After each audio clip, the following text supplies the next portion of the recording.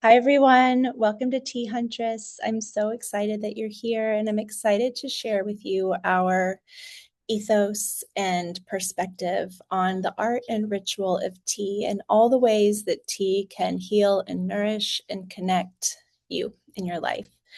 Before we start, I like to introduce myself. My name is Sarah Scarborough, and for the last 30 plus years, I've been working with tea and the other healing plants of the earth, also with wellness practices like yoga and Reiki and breathwork and meditation. And Tea Huntress brings both of those loves together in order to share with you tea as a way to enrich not only your life, but also the lives of those that you love.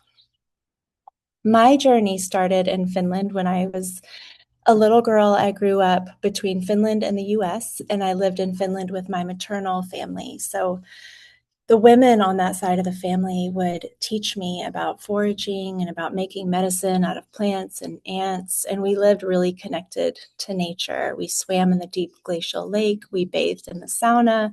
We fished also in the lake, and we got our water from a spring next door. And something about living in that high vibe, high frequency, kind of connected to nature way of life really imprinted something on me. And especially in contrast with growing up the rest of the world in the US and with the speed and the heat and the different kind of access to food and water. And when we were in Finland, the women in my family would teach me about being sensitive and aware of animals and energies in the forest. They would teach me about vivid dreams and astrology, and everything just felt so fully alive and so magical. And so at a pretty young age, especially when I went out on my own, I decided that I was going to find a life. And this was all very subconscious, but I decided to live a life that felt like it did in Finland. I wanted to live a life that felt connected to the earth and in that same connection to the rhythms and cycles of nature that felt so good and so alive to me. And so that path took me to organic farming and learning about herbalism and cooking and working with plants, living in tents and teepees and yurts from Alaska to New Zealand and Australia and Montana and California. And I learned organic farming, and I worked and lived alongside other farmers and other herbalists and other yoga teachers. That path also took me to learn Reiki and to learn and teach yoga and breath work and meditation.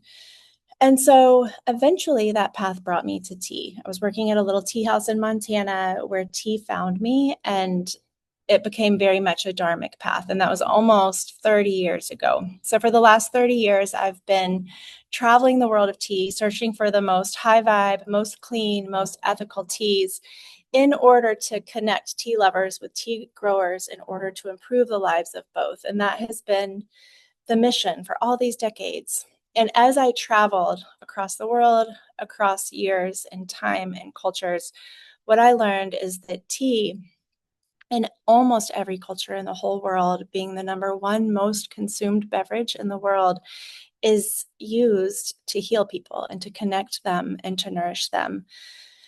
And tea has shapeshifted in all the different cultures in the world. So whether you are drinking a matcha that expresses the ethos and wabi-sabi aspect of the Japanese culture, or the vivacious, vibrant, sometimes chaotic, fun energy of India, or the intoxicating Sufi whirling dervish inspired Moroccan mint tea or Turkish tea, or even the way tea is consumed in the UK.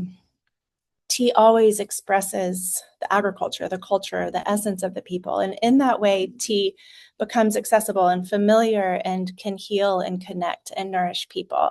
So as I dug deeper into this, and even after having a career in tea for decades, I started to be curious around ceremony and ritual and the spirituality of tea, the essence of tea, and why tea was ceremonialized and what that even meant. And so I began to study and learn tea ceremony and study and learn and teach about ritual and what that means.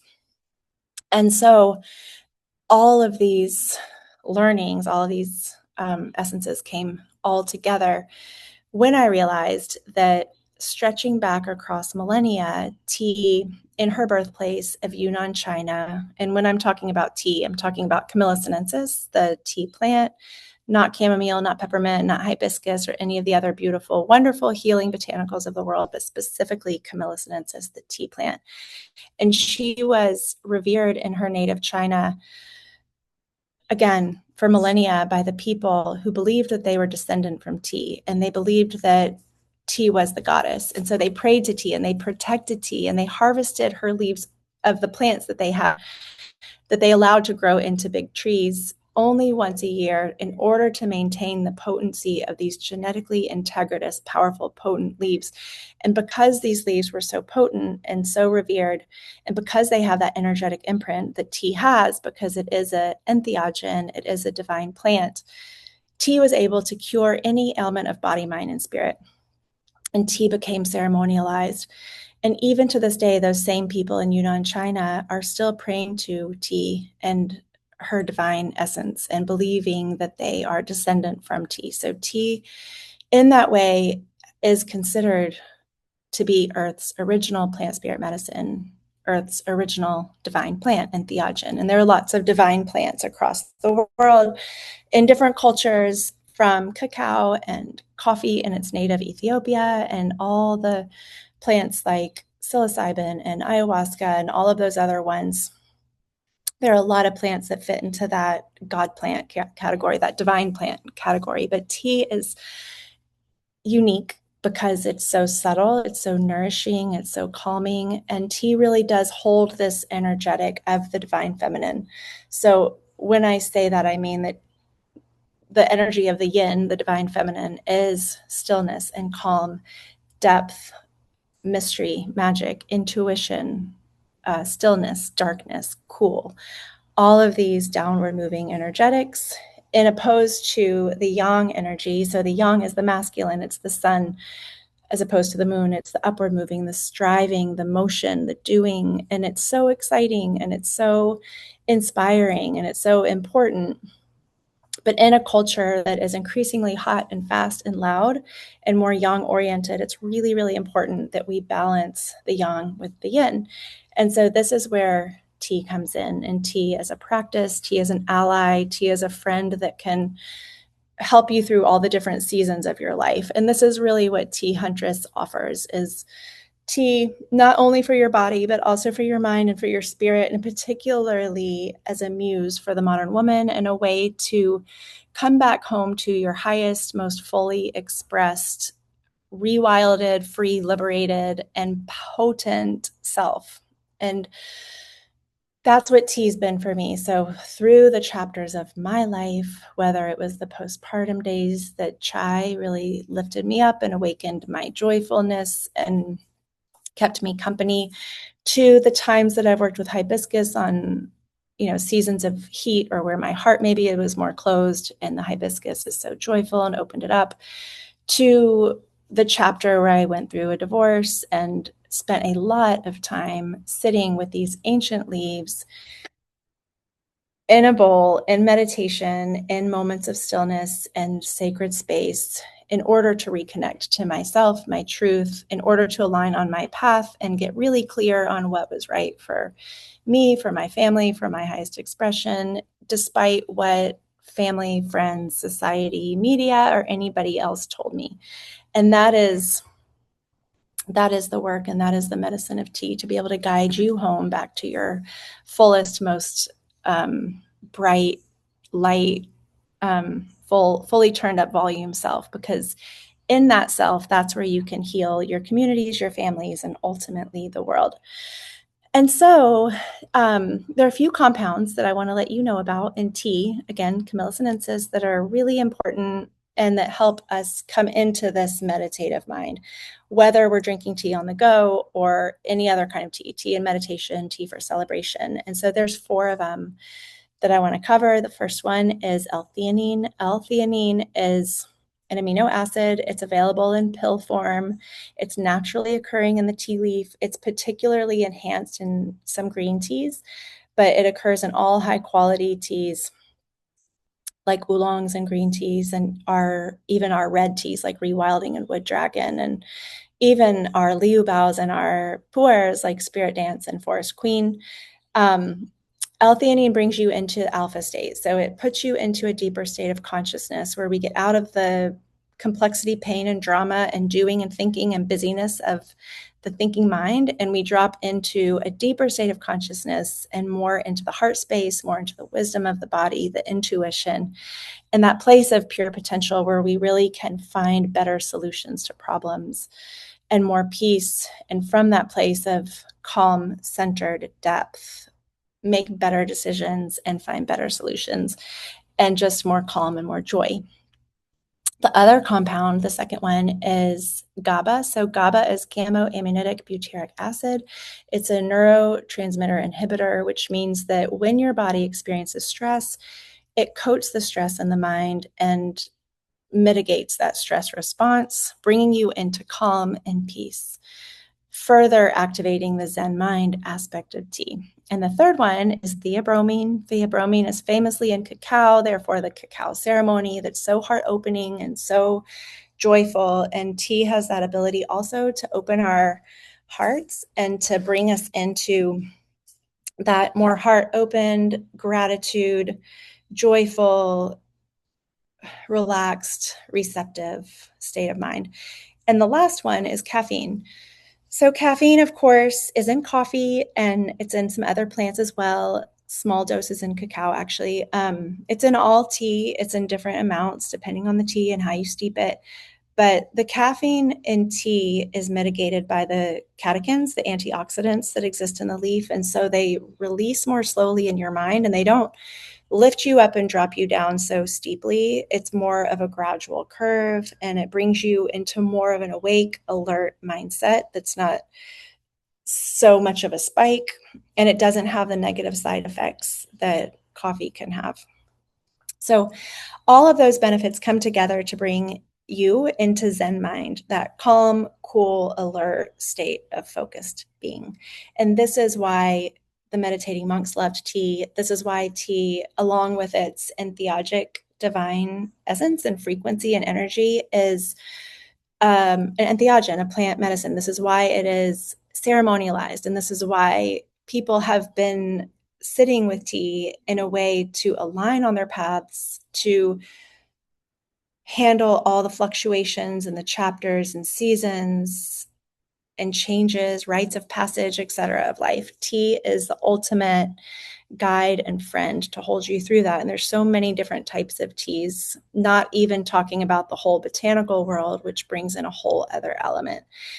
And so at Tea Huntress, we go a level deeper with this. So again, tea is a spirit tonic. Tea can be an amazing physical boon for your body, protecting you from disease, slimming, great for the eyes, great for the skin, great for longevity, great for calm, focused mindset, and all of these things. And because tea holds this energy of the divine feminine, because she has all this yin energy that we talked about before, tea really is such an amazing muse for the modern woman, an ally and a friend. And at Tea Huntress, we believe that all women, all people, but all women particularly, are meant to be in their highest expression and in their most full divine expressed self. And this is how we can heal our families and our friends and ultimately the world. And so in the world of tea, there is a process, an experience that's called the agony of the leaf. And this is the slow unfurling of the leaves in warm water. The leaves, when they come into their hot water bath, they slowly crack and unfold and unfurl. And it's this beautiful process to watch. And in this process, tea can express its liquid, the tea that we drink. And this is how we're healed. This is how we can find the clarity, find the depth, connect to our highest selves, realign, and all of the things through the medicine of the leaf and through the rhythm of the practice. However, when tea made her journey westward over all the years and ended up, through all the time in Turkey and Morocco and Tibet and all the different places where tea was healing and nurturing and nourishing and being a meditation aid, ultimately ended up in the British Empire. And in the British Empire, things changed. Tea became industrialized and became more of an industry. And at that time, because of people's love for tea, because they wanted more and more tea and they wanted it faster and the world was speeding up, tea got chopped up and put in a tea bag. And chopped up and put in the tea bag, she was no longer able to unfurl, to experience the agony of the leaf, and ultimately not able to heal and connect and nourish in the way that she was in her most divine essence. And this story really resonates with so many women in the world who feel like they're in one proverbial tea bag or another in their lives. And these tea bags can be jobs, they can be limiting belief stories, they can be relationships and places, they can be something that our culture, media, family, etc. taught us. And these tea bags, these boxes, these chains are the things that hold us back, and they keep us from our full expression. They keep us from our most divine essence. And tea knows this journey because tea's been through this journey. And so the way out of the proverbial tea bags of your life, the way out is through the agony of the leaf. And the agony of the leaf in this way is the thing that we must do, the hard thing we must do that might be leaving the job or the relationship or changing the limiting belief story, doing that mental rewiring work of shifting our mindset. But on the other side of the agony of the leaf is the ecstasy of full expression and the ecstasy of being in connection to our own most wild, most pure, most potent selves that can heal and nourish our families and ourselves and ultimately our worlds. And the beautiful thing is that because tea has walked this path, she can walk us back home to ourselves through this agony of the leaf, this journey that we all must take. And maybe 5 times in a lifetime, maybe every day we have our own little agony of the leaf, our own little thing we must do, the hard thing that we have to do in order to come into our alignment. And what I've learned in my life through the different chapters is that tea in these moments of the agony of the leaf always holds you.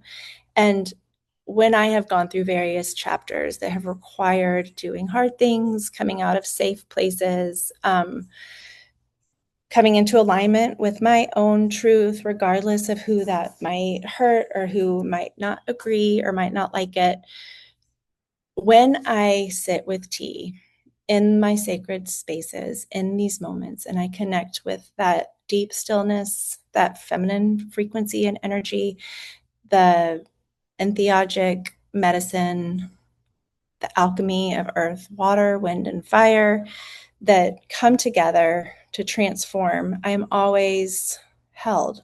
And it helps ease that transition, that journey. It always helps.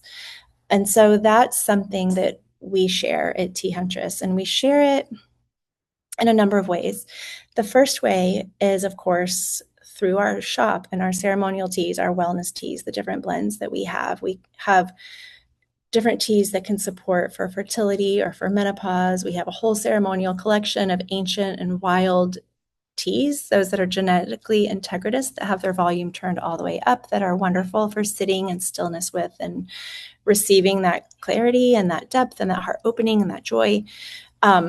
We have all different kinds of teas, and they're mostly the ones that I, over the last few decades, they have become my favorites. So it's my personal collection of teas. We also have teaware. We also have some beautiful incense that accompany your tea practice and your life. And then we also have the Art and Ritual of Tea online certification course. So this is a 4-module course that is meant to be worked through at your own pace across 3 months. It does have a live call once a month. Once you sign up, you have access to that live call for your lifetime. And that live call community becomes a community of tea lovers, and people connect and they become friends.